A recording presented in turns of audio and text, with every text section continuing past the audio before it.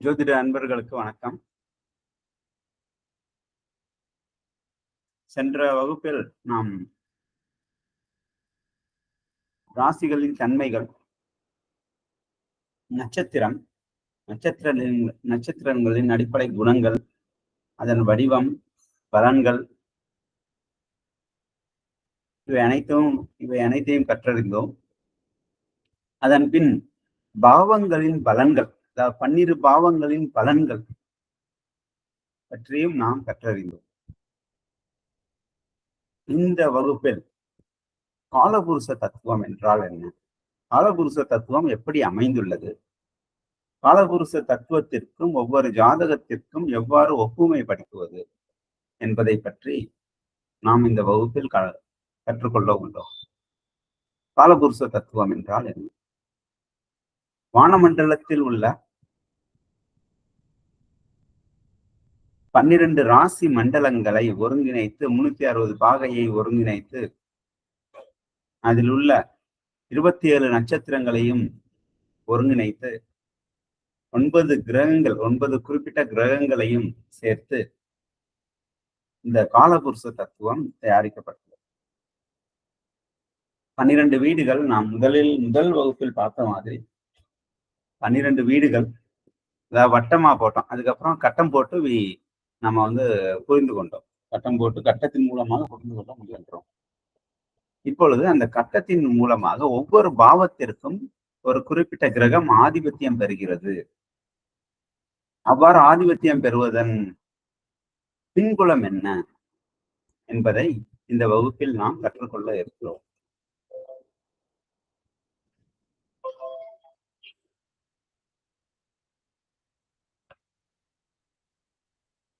ஜாதக கட்டம் ராசி வாரியாக இந்த படத்தில் காட்டப்பட்டுள்ளது.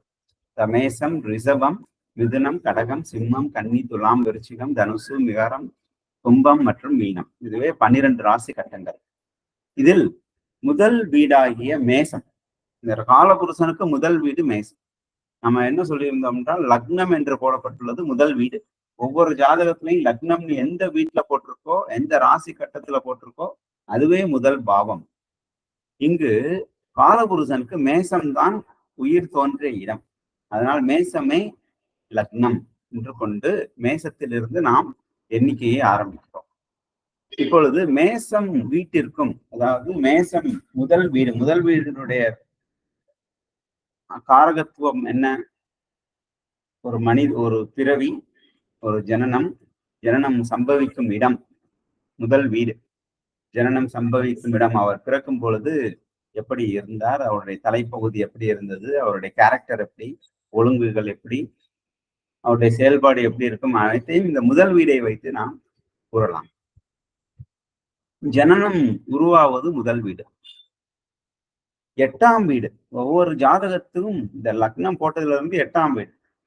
காலபுருஷனுக்கு 8ஆம் வீடு விருச்சிகம் என்றால் மேசம் முதல் வீடு. மேசத்திலிருந்து 1, 2, 3, 1 மேசம், 2 ரிஷபம், 3 மிதுனம், 4 கடகம், 5 சிம்மம், 6 கன்னி, 7 துலாம், 8 விருச்சிகம். அப்ப 8ஆம் வீடு விருச்சிகம். 8ஆம் இடம் ஒரு ஜனனம் முடிவும் ஸ்தானம். அதாவது ஜனனம் தோன்றியது 1ஆம் வீடு.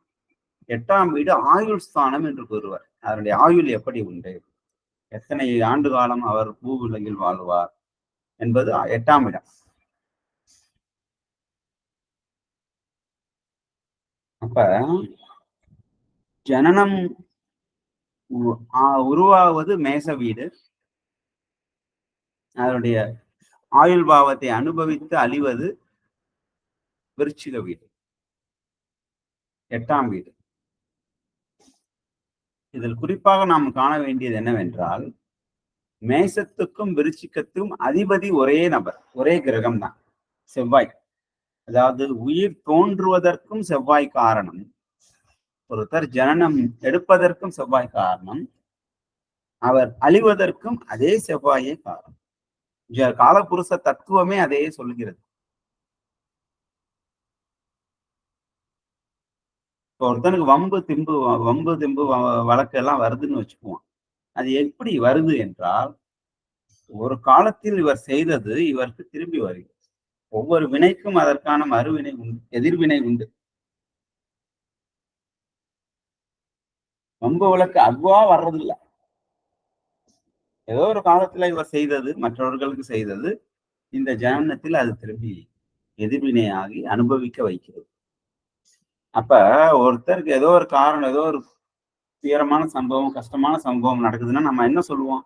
அவர்கிட்ட போய் கேட்போம், அவங்களுக்கு ஏன் இப்படி நடந்ததுன்னு. உடனே அவர் இன்னொருத்தரை கை காட்டுவார். இவரால் தான் எனக்கு இவ்வாறு நடந்தது என்று. அப்பொழுது ஒரு விரல் தான் அவரை காட்டும், மீதம் 3 விரலும் யார் விரலை காட்டுகிறாரோ அவரையே காட்டும். ஆள்காட்டி விரல் மட்டும்தான் மற்றவனை காட்டும். மிச்சம் இருக்கிற 3 விரலுமே அந்த ஜாதகரையே காட்டும்.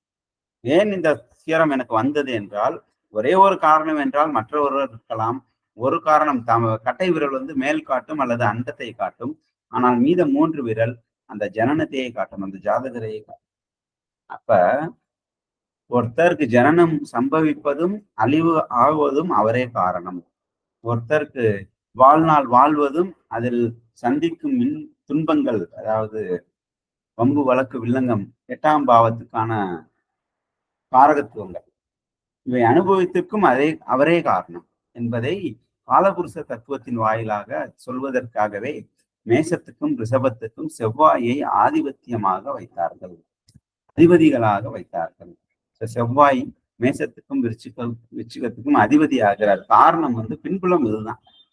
ஜனனத்துக்கும் மறைவுக்கும் அவரே காரணம். பிறப்பு இறப்புன்னு நம்ம போட்டோவுக்கு கீழே போடுவோம் இல்லையா, அதுக்கு ஒரே கிரகமே காரணம் ஆகிறது. காலபுருஷ தத்துவத்தை ஜாதகத்துக்கு ஜாதகம் ஏற்ற மாதிரி மாறும். ஆனால் காலபுருஷ தத்துவம் என்பது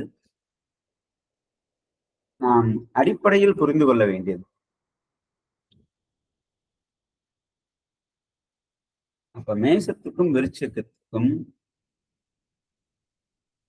செவ்வாய் ஆதிபத்தியம் பெற்று காலபுருஷ தத்துவத்தின் மூலமாக என்ன கூறப்படுகிறது? ஜனனத்திற்கும் மறைவிற்கும் ஒரே நபரே காரணம், அந்த வினையை செய்பவரே காரணம். ஒருத்தர் அனுபவிக்க வேண்டிய வாழ்க்கையில் வரும் வம்பு தும்பு வில்லங்கள் அனைத்துக்கும் அந்த ஜனனம் எடுத்தவரே காரணம் என்பதை இந்த காலபுருஷ தத்துவத்தின் மூலமாக, இந்த 2 வீடுகளின் மூலமாக கூறப்படுகிறது. அடுத்ததாக நாம் காண இருப்பது ரிஷபம் துலாம். ரிஷபம் என்பது 2ஆம் வீடு, இந்த 2ன்னு போட்டிருக்கேன் நம்பர்ல. துலாம் என்பது 7ஆம் வீடு. எப்படி 7ஆம் வீடு வருது சார்? மேசத்திலிருந்து ரிஷபம் 2ஆம் வீடு, மேசத்தையும் சேர்த்து மேசம் ரிஷபம் 2ஆம் வீடு. மேசத்திலிருந்து துலாம் 7ஆம் வீடு. மேசம் 1, ரிஷபம் 2, மிதுனம் 3, கடகம் 4, சிம்மம் 5, கன்னி 6, துலாம் 7. அப்ப 7. அப்ப 2ஆம் பாவத்திற்கும் 7ஆம் பாவத்திற்கும் ஆதிபத்தியம் பெறுபவர் சுக்கிர பகவான். 2ஆம் பாவத்திற்கும் 7ஆம் பாவத்திற்கும் ஆதிபத்தியம் பெறுபவர் சுக்கிர பகவான், சுக்கிரன். அப்ப ஒருத்தர் குடும்பம் நல்லா அமையணும்னா சுக்கிரன், காலபுருஷனுக்கே சுக்கிரன் தான் குடும்பத்தை அமைச்சு, காலபுருஷனுக்கே சுக்கிரன் தான் கலத்திர பாவம். அதனாலதான் சுக்கிரனை கலத்திர காரகன்னு சொல்றோம். இது ரொம்ப முக்கியமானது. காலபுருஷனுக்கு 2க்கும் 7க்கும் பொதுவாக ஆதிபத்தியம் பெறுபவர் சுக்கிரன். குடும்பம் அமைவதற்கும், கலத்திரம் வாழ்க்கை துணை அமைவதற்கும், நட்பு வட்டங்கள் அமைவதற்கும் இந்த சுக்கிரன், கலத்திர காரகனாகிய சுக்கிரனே காரணம்.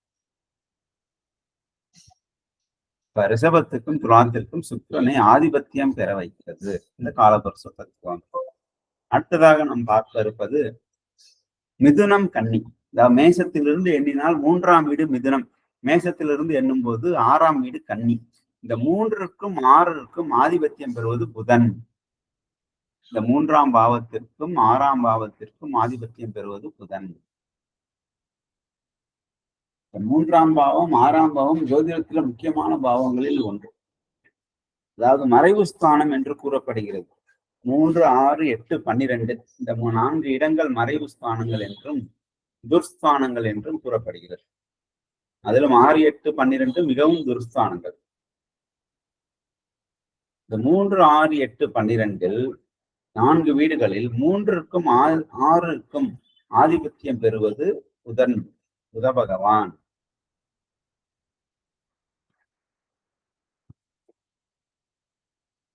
இந்த இன்ட்யூசன் சொல்றது புதன் 3ஆம் இடம். இன்ட்யூசன் 3ஆம் இடம். ருண ரோக சத்ருஸ்தானம் 6ஆம் இடம்.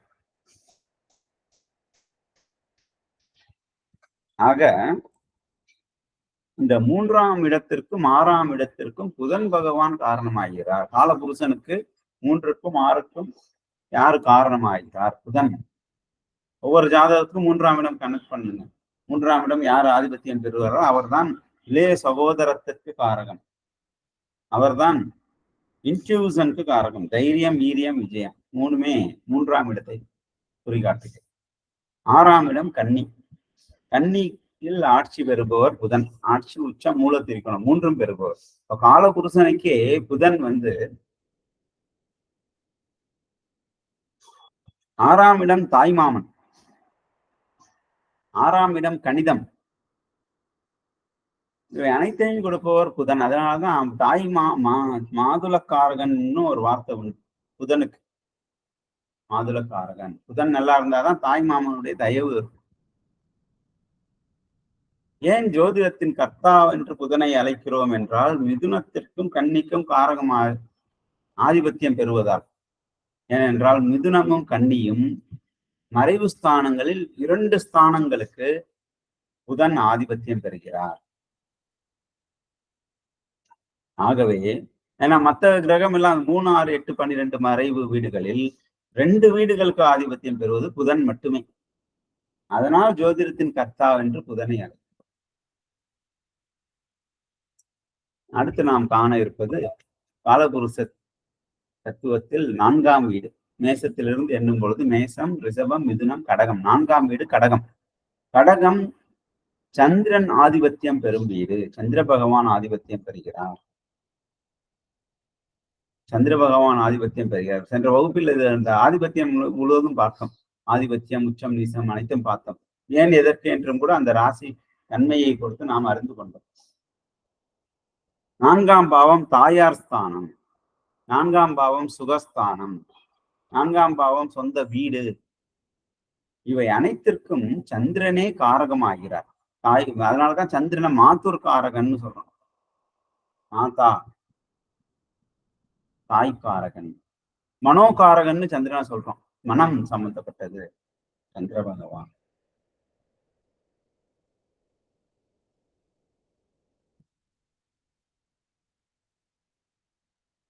கடகத்திற்கு ஆதிபத்தியம் பெறுவார். கடகம் நீர் ராசி. சரநீர். சரநீர் எவ்வளவு வேகமாக போகுமோ அந்த அளவுக்கு சந்திரன் பயணிக்கும். மனம் அந்த அளவுக்கு வேகமாக பயணிக்கும். ஒரு சில வினாடிகளில் உலகத்தையே சுற்றி வந்துவிடும். பல எண்ணங்களை நமது மன்னத்துக்குள் பிரதிபலிக்கும். அதற்கு சந்திரன் காரகம். 4ஆம் பாவத்துக்கு சந்திரன் காரகம். தாய்காரகன். அடுத்த காலபுருஷ தத்துவத்தில் 5ஆம் பாவகமாகிய சிம்ம ராசி. மேசத்திலிருந்து எண்ணும் போது 5ஆம் வீடு சிம்மம். சிம்மத்துக்கு அதிபதி சூரியன். சிம்மம் தான் ஒருத்தருக்கு சம்பாத்தியம் நல்லா இருக்காங்கிறத பார்க்கலாம். சம்பாத்தியம் நல்லா இருக்கா என்பதை பார்ப்பதற்கு சிம்ம ராசி பயன்படும். சிம்ம ராசி வைத்துதான் ஒருத்தருடைய சம்பாத்தியத்தை நாம் அளவீடு செய்ய முடியும். சம்பாத்திய காரகன் சூரியன். சம்பாத்திய காரகனின் வீடு சிம்மம். ஒருத்தருக்கு புத்திரம், சிம்ம வீடு நல்லா இருந்தாதான் புத்திரர்கள் நன்கு இருப்பார்கள். புத்திரர்களுடைய பலன் அவர் சாகுற வரைக்கும் கிடைக்கும். சிம்ம வீடு நல்லா இருக்கும். காலபுருஷனுக்கு 5ஆம் வீடு. காலபுருஷனுக்கே அடுத்த தலைமுறையை கொடுக்கும் வீடு 5ஆம் வீடு. முதல் வீடு பிராரப்த கர்மம். 5ஆம் வீடு ஆகாமிய கர்மம். 9ஆம் வீடு சஞ்சித கர்மம். சென்ற பிறவி, இந்த பிறவி, அடுத்த பிறவி. இந்த 5ஆம் பிறவி, 5ஆம் பாவம் என்பது அடுத்த பிறவி. 5ஆம் பாவத்திற்கு அவ்வளவு. அதனால்தான் நமக்கு நம்ம செய்யும் வினை நம் குழந்தைகளுக்கு போய் சேரும் சொல்றது காரணம் உனது அடுத்த பிறவியில் அது அனுபவிப்பாய் என்பதை சயின்டிபிக்கா சொல்றதுக்காக இப்படி சொன்னாங்க. அறிவியல் பூர்வமாக புரிய வைப்பதற்காக இவ்வாறு மாற்றப்பட்டுள்ளது. 5ஆம் பாவகம் மறுபிறவிக்கான ஸ்தானம். நமது புத்திரர்களுக்கான ஸ்தானம்.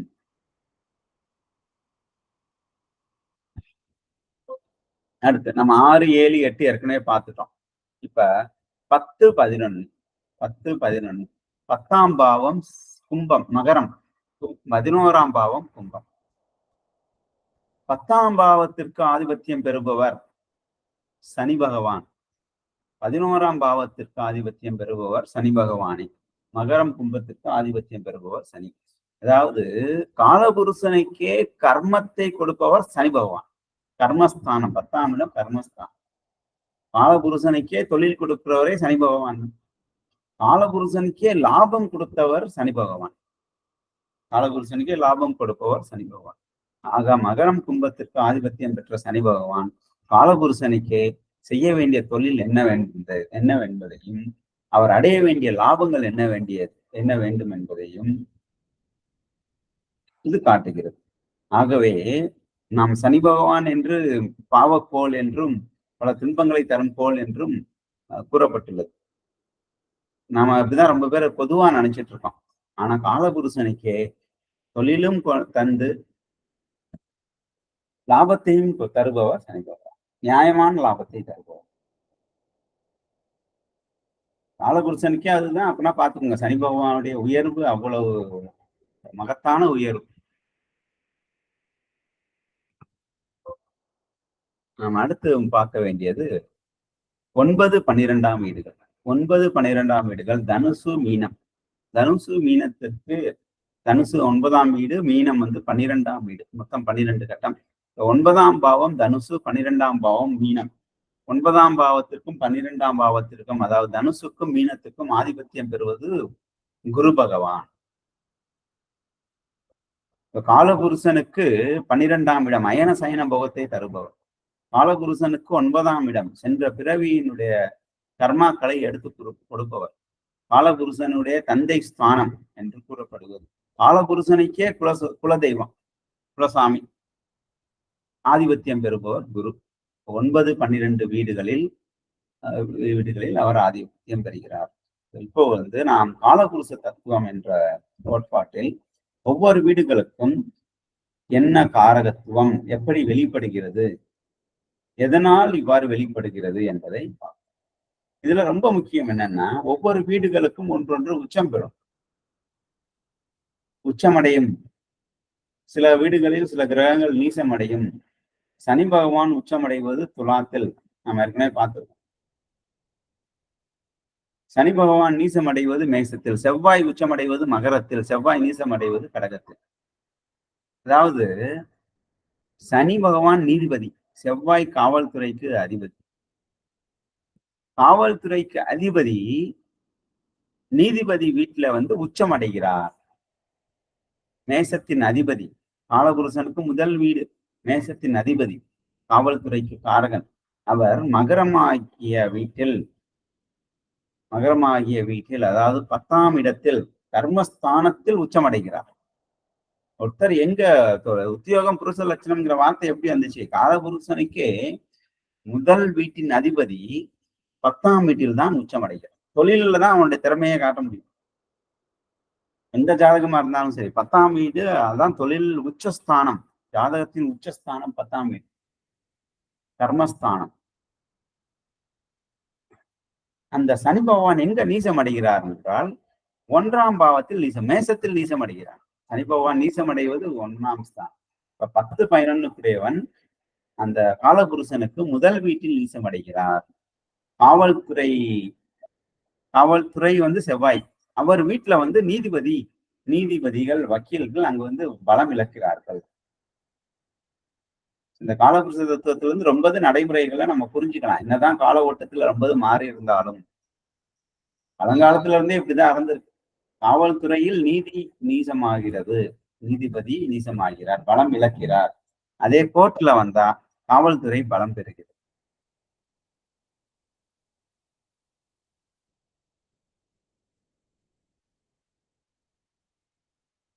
ஒவ்வொரு வீட்டுக்கும் 10ஆம் இடம் ரொம்ப முக்கியம். இப்ப மேசத்துக்கு காலபுருஷனுக்கு 10ஆம் இடம் மகரம். இப்ப மகரத்தில் செவ்வாய் உச்சம் அடைகிறார். மகரத்திற்கு 10ஆம் இடம் மகரத்திற்கு 10. மகரத்திலிருந்து எண்ணணும். மகரத்திலிருந்து மகரம் 1, கும்பம் 2, மீனம் 3, மேசம் 4, இடபம் 5, மிதுனம் 6, கடகம் 7, சிம்மம் 8, கன்னி 9, 10 துலாம். 10க்கு 10ஆம் ஸ்தானம். காலபுருஷனுக்கு 10க்கு 10ஆம் ஸ்தானம் துலாம். அங்குதான் சனி பகவான் உச்சமடைகிறார். 10ஆம் ஸ்தானத்தில் உச்சமடைவது செவ்வாய், அதாவது லக்னாதிபதி. காலபுருஷனுக்கு முதல் வீட்டின் அதிபதி 10ஆம் வீட்டில் உச்சமடைகிறார். அந்த 10ஆம் வீட்டின் அதிபதி அவர் வீட்டுக்கு தன் பாவத்திற்கு 10ஆம் பாவத்தில், தன் பாவத்திற்கு 10ஆம் பாவமான துலாத்தில் உச்சமடைகிறார். அதாவது காலபுருஷனுக்கு தன் மேசத்திற்கு 10ஆம் இடத்தில் உச்சமடையும். மேசத்தின் அதிபதி 10ஆம் இடத்தில் உச்சமடைகிறார். மகரத்தின் அதிபதி அந்த 10ஆம் இடத்தின் தொழிலுக்கே தொழில் கொடுப்பவர் இடத்தில் சனி பகவான் உச்சமடைகிறார். சனிக்கும் செவ்வாய்க்கும் அவ்வளவு ஒரு ஈர்ப்பு உண்டு. ரெண்டுக்கும் ஆகாத கிரகம். இருப்பினும் சனி வீட்டில் செவ்வாய் உச்சமடைகிறார், செவ்வாய் வீட்டில் சனி நீசமடைகிறார். ஆனால் செவ்வாய் வீட்டுக்கு 7ஆம் ஸ்தானமாகிய துலாத்தில், செவ்வாய் வீட்டுக்கு மேச வீட்டுக்கு 7ஆம் ஸ்தானமாகிய துலாத்தில், ஏனென்றால் மேச வீடு பெருக்க வேண்டும் என்றால் 7ஆம் இடம் தான் காரணம். எந்த பாவமாக இருந்தாலும் அந்த பாவத்திற்கு 7ஆம் பாவம் பெருக்கும் ஸ்தானம். இப்ப மேசத்துடைய தன்மை பெருக வேண்டும் என்றால் 7ஆம் பாவம் துணை செய்யணும். அந்த வீட்டில் காலபுருஷனுக்கு 10ஆம் அதிபதியாகிய சனி மேசத்தின் தன்மையை பெருக்கும் வீட்டில் உச்சமடைகிறார். இவ்வாறு ஒவ்வொரு கிரகத்திற்கும் இந்த தத்துவார்த்தத்தில் பின்புலம் உண்டு. குருவானவர், அதாவது 9ஆம் வீட்டுக்கு ஆதிபத்தியம் பெறுபவர் குரு. மேசத்திலிருந்து 9ஆம் வீட்டுக்கு ஆதிபத்தியம் பெறுபவர் குரு. அவர் கடகத்தில் உச்சமடைகிறார். கடகம் 4ஆம் வீடு, மேசத்திலிருந்து 4ஆம் வீடு. தாய் ஸ்தானத்தில் தந்தை காரகன் உச்சமடைகிறார். தந்தை காரகன் என்றால் இங்க 9ஆம் பாவத்துக்கும் ஆதிபத்தியம் பெறுபவர் குரு. தந்தை காரகன் உண்மையிலே சூரியன் தான். பிதா காரகன் சொல்றது, மாதா காரகன் சந்திரன் சொல்றது. இங்கு காலபுருஷ தத்துவத்திற்கு 9ஆம் பாவமாகிய தனுஷிற்கு 9ஆம் பாவம் தந்தை ஸ்தானம். அந்த ஸ்தானத்திற்கு ஆதிபத்தியம் குரு பெறும் குரு தாய் வீடாகிய 4ஆம் பாவத்தில் உச்சமடைகிறார். இவ்வாறு நாம் அனைத்து கிரகங்களையும் இந்த காலபுருஷ தத்துவத்தை வைத்து நாம் ஒப்பிட்டு பார்க்க வேண்டும். அதன் மூலமாக நாம் நமது ஜாதகங்களின் பலன்களை ஆராயும் பொழுது நன்கு பலன்கள் வெளிப்படும் என்பதை இந்த வகுப்பில் கூறி இத்துடன் இந்த வகுப்பு நிறைவடைகிறது. இதை திருப்பி திருப்பி கேட்கணும். இது முதல் வாட்டி புரியுற மாதிரி இருக்கும், ஆனா புரியாது. ரொம்ப வாட்டி அதை நம்ம மனசுல போட்டு ஒரு பிரைன் ஸ்ட்ராமிங் செஷன் மாதிரி நம்ம நடத்திக்கணும். இது வகுப்புல ரொம்ப நேரம் நடக்கும். நம்ம இது ஆன்லைன் வகுப்புங்கிறதுனால பதிவு செய்யறதுனால கொஞ்சம் சீக்கிரமா முடிக்கிற மாதிரி இருக்கு. ஆனால் இதை நீங்க ரொம்ப எல்லா பாவத்திற்கும் யோசிக்கணும், எல்லா பாவத்திற்குள்ள கிரகங்களுக்கும் யோசிக்கணும், உங்க ஜாதகத்தையும் எடுத்து யோசிக்கலாம். பட் காலபுருஷ தத்துவத்தை முதல் புரிஞ்சுக்கோங்க. எல்லா வினைகளும் அதற்கான எதிர்வினை உண்டு. அந்த எதிர்வினையை ஏற்படுத்துவது நாம் செய்யும் முதல் வினைகளே. அந்த தத்துவத்தை மேசமும் விருச்சிகமும் சொல்கிறது. ஒவ்வொரு நபர்களுக்கும் அமையும் குடும்பம். காலபுருஷனுக்கே குடும்பமும் கலத்திரத்தையும் கொடுப்பவர் சுக்கிரன். காலபுருஷனுக்கே தாய் மாமனுடைய ஆதரவு கொடுப்பவர், நட்பு வட்டத்தை கொடுப்பவர் புதன் பகவான். புத்திசாலித்தனத்தை கொடுப்பவர் புதன் பகவான். லாங் லாஸ்டிங் இன்கம் 6ஆம் பாவம், அது கொடுக்கிறவர் புதன் பகவான். காலபுருஷனுக்கே 4ஆம் பாவம் தாயார் ஸ்தானமாகிறது கடகம், அதுக்கு ஆதிபத்தியம் பெறுபவர் சந்திரன். அதனாலதான் மாதா காரகன் என்றும் கூறுகிறோம். இவ்வாறு நாம் ஆட்சி, உச்சம், நீசம் அனைத்தையும் காலபுருஷ தத்துவத்தில் வைத்து நாம் புரிந்து கொள்ள வேண்டும். நன்றி.